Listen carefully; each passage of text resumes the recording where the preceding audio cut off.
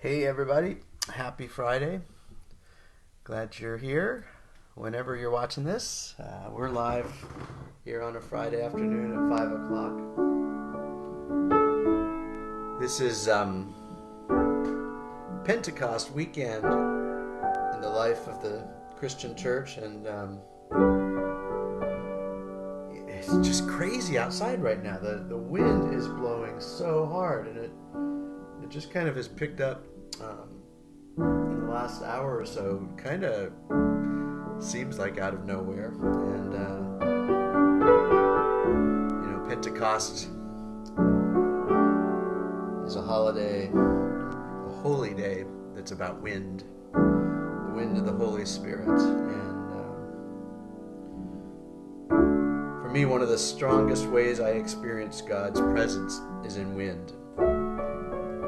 I often feel like when I'm most yearning to feel God's presence or to hear a word from God, I notice a wind pick up and a breeze pick up.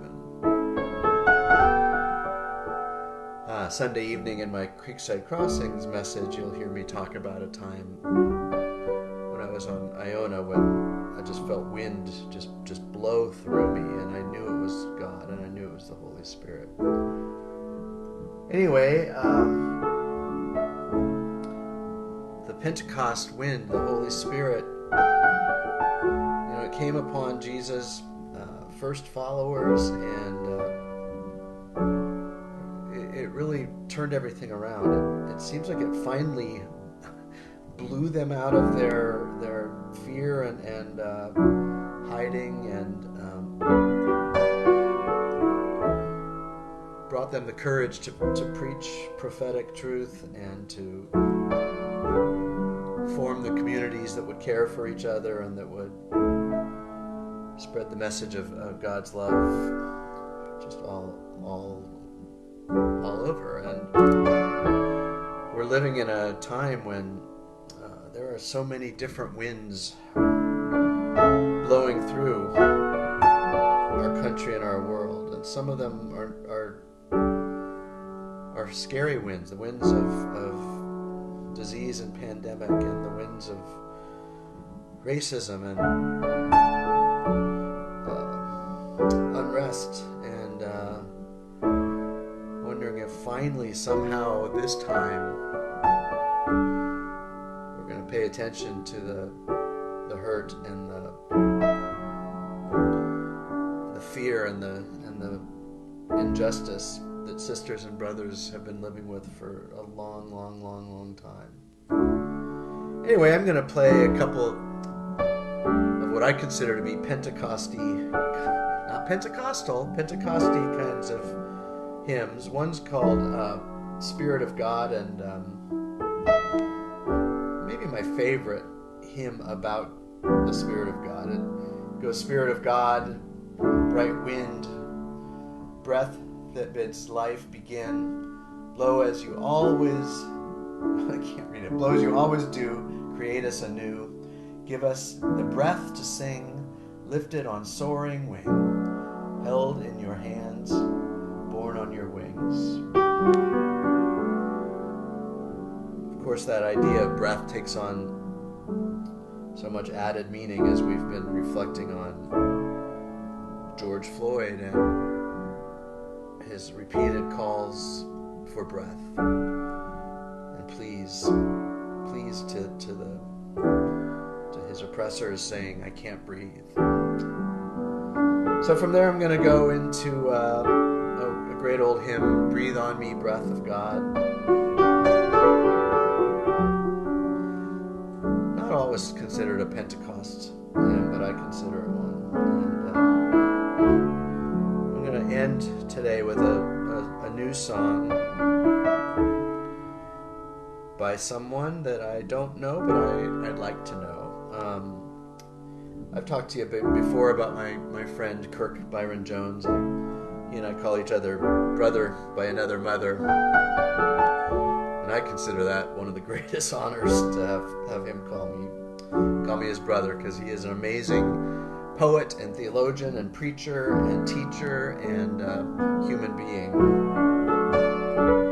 few days ago, he posted on his website just this very, very simple poem. I can't breathe.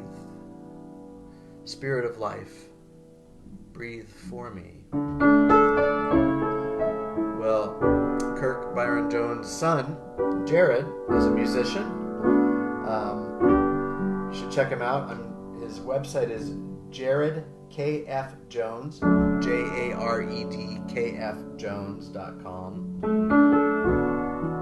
And I just saw this today that he set those words of his dad's to music, and so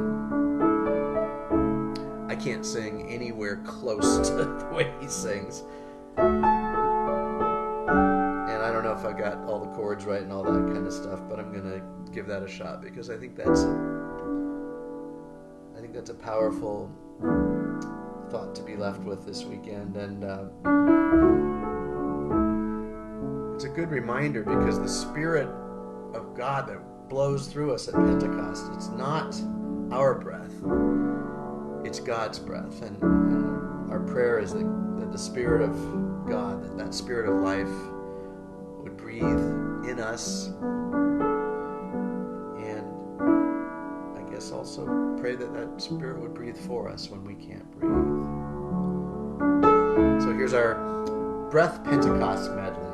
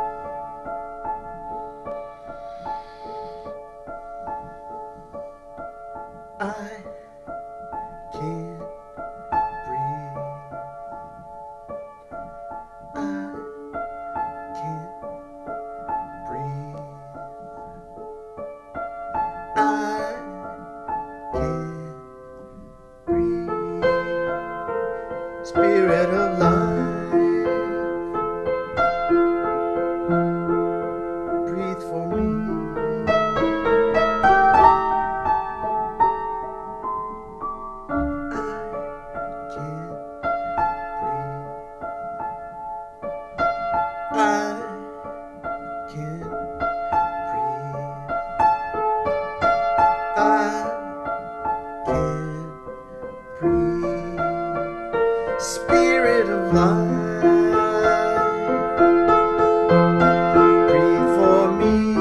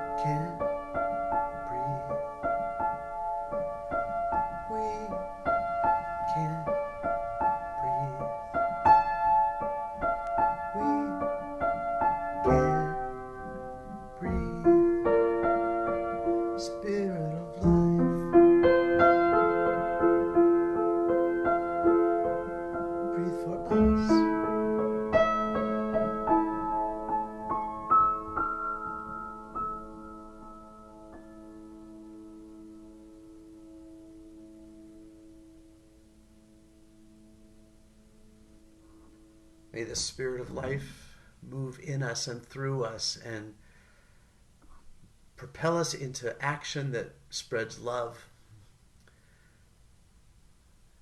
that follows that Holy Spirit fire that's going to burn out injustice and bring in peace and love.